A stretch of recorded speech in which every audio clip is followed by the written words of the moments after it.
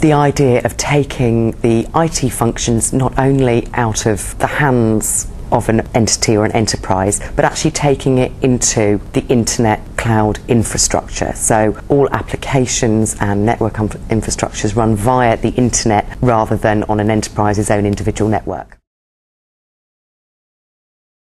There are an awful lot of myths out there. The realities are also slightly muddled because obviously with lots of different bloggers, with lots of different journalists, with vendors all bringing out their own ideas as to how they see cloud computing. The main one is that the take-up of cloud computing so far has been most prevalent amongst the SME sector. The actual largest take-up of the cloud services that are available today has actually been amongst larger enterprises, but on a department by department basis. So taking certain parts of the IT functions out into the cloud and outsourcing them to a cloud provider, certain functions as opposed to the whole IT infrastructure. But that's where the biggest growth has been over the past 12 months as opposed to the SME sector. That's probably the biggest myth that's there. Security to a certain extent. Now, there's a lot of talk about nobody's ever going to take up cloud computing because there are far too many issues surrounding security of the data they're passing over the internet. Firstly, there are lots of functions within an IT section of an enterprise that don't necessarily need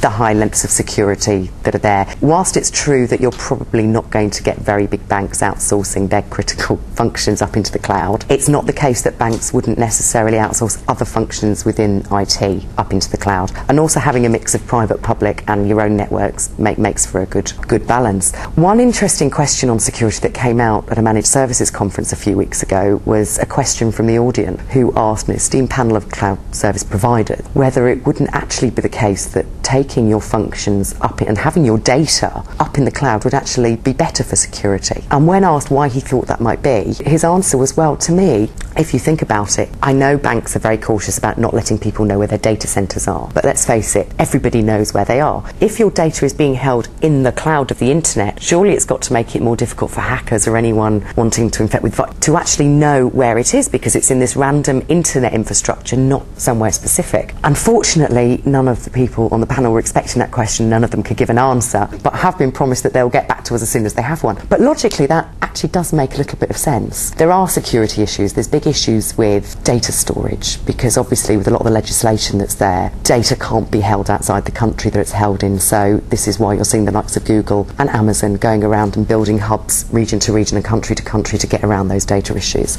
The biggest myth is that cloud computing will never take off because of the security issues. There are a lot of functions there that don't have those security issues, and therefore certain functions it's not such a big problem actually taking them out into the cloud. Oh gosh, give me a crystal ball.